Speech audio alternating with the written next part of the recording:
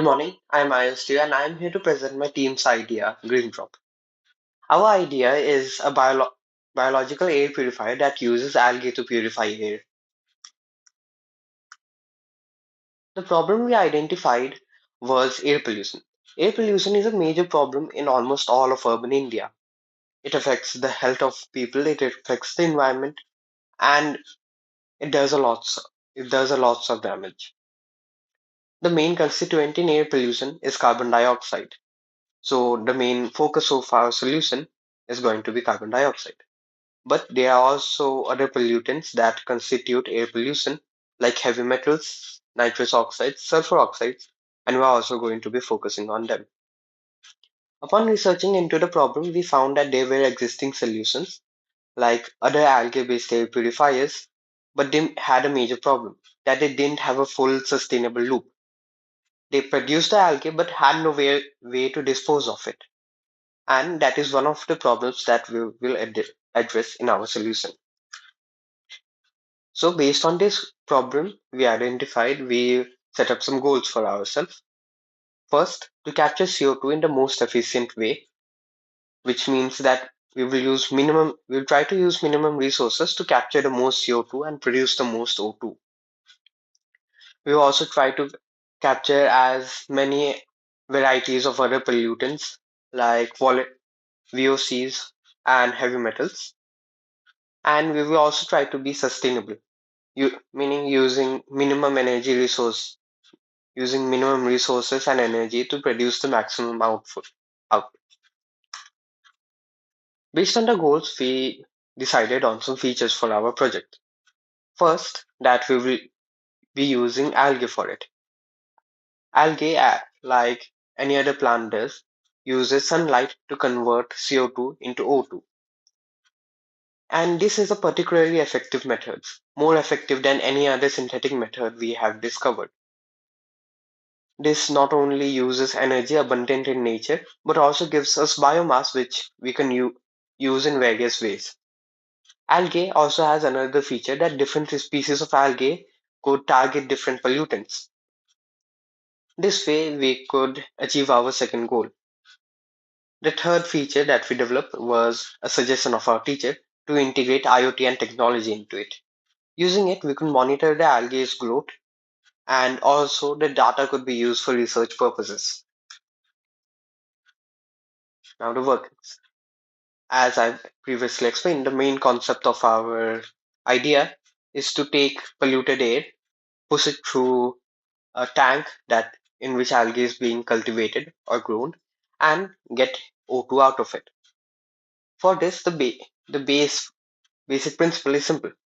Have a have a glass or tank like one right here. Keep water in it and push air through it. Grow algae in it. This is a very simple idea, and this can be expanded to various scales. Now on the IoT part of things. The two main sensors that are required for functioning are the water level sensor to ensure that the water doesn't dry out and because we have to refill it time to time. And second, a turbidity sensor that checks the water clarity. By checking the water clarity, we could see how much algae has grown in it, and we could select the right time to harvest the algae. There are also other optional sensors like CO2, O2, pH, temperature, humidity, sunlight, etc. These all could give us additional information to optimize the species of algae, the timing of the motors, and other stuff, but these are not essential for the function. Now we have we had devised two main methods to extract the algae that is grown in it. One is a simple method to just use a sieve to take out the algae, and the second is to use a vacuum which has a net covering its mouth to suck out the algae and obviously drop the water back in. Then we could use the excess algae, dry it out, and use it as manure simply. Or the better way, the efficient way we found out, was to send it to a biogas plants, which there are a lot of in India. The biogas plants could use the pollution from the cities to empower the rural areas, achieving the sustainability goal. Now, for our prototype, we first drew up a mind map of all the features that we could possibly have. And from those features, we selected a few that were possible for us to make. We live in a remote area, so we cannot get too much equipment here.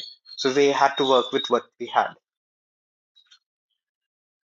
After selecting the features, we made a mock-up or drawing of the project, where we decided where to keep the sensors and how to utilize them. Based on that, we made a version 1 of our prototype, which is currently not here. That version was a bit wobbly and did not have the space to accommodate the air pump. So we had to make a second version, which is uh, this one right here. It uses a ultrasonic sensor for sensing the water level, a photoresistor and LED as a turbidity sensor, a temperature and a humidity sensor, and an air pump. It has an ESP8266 module to transmit the data online, and a motor driver and USB power supply. We face quite a many technical errors with this solution, with this prototype. Like we had trouble with soldering the parts, with the coding of it. It was a very troublesome thing to do, but we eventually got through it. We are uploading the data to a ThinkSpeak channel and platform where we could upload IoT data. There we From there we have written a code that makes a custom dashboard for our project, and we display all the information there. Uh, in the latest iteration of our code, the microcontroller also uses NTP, Network Time Protocol, to get time out of the internet and use it to keep the machine up to date. So it could turn a pump on for a few minutes every hour, and also take the readings once in an hour and upload it online, so that the machine is not working continuously and it could be as energy efficient as possible.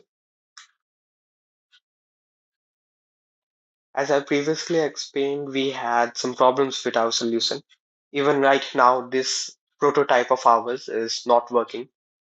It got a bit wet during testing, and we broke one of our components. We have ordered it online, but it might take some time to arrive, so we do not have it working condition right now. Despite the challenges we have faced, we continuously work to improve on it, often spending late nights working on the solution as we also had our exams. Now, the use cases. There are several use cases for a project like this. It could be mounted on street poles using long acrylic tubes as algae growing containers, and it could then absorb all the pollution that passing by cars are producing, and producing O2 out of it, creating a more cleaner environment for all the people working in the vicinity. It can also be mounted outside of a house, like some AC unit, pipes running through it and out of it back into the house. This way, an individual can also use this solution to get clean air in his home. It could be specifically useful in cities and urban areas, even in flats and apartments. It could be used to clean an entire neighborhood. It would require the entire neighborhood's collaboration for it, but it could be used to clean the air for an entire neighborhood, where several houses would mount these purifiers on the house. A portion of the clean air would go in their house and a portion would go out. The portion that goes out would create a kind of clean air zone around them to create a safe playing zone for the children, for the elders, and everyone. It can also be placed near factories to help them achieve the net zero carbon target that the United Nations have given all nations. And it is also up to us to fulfill that goal, not only to countries. For that, our solution could be used as it reduces our carbon emissions, converting them into more useful forms. Since the main idea is so simple, it could take multiple forms. We could enlarge or shrink the vat of algae as much as we want. We could add additional sensors or take out the sensors, keeping it to a bare minimum. So its cost is very flexible as well. So we asked several teachers and other people about our idea, and here are some of the reviews that they gave us.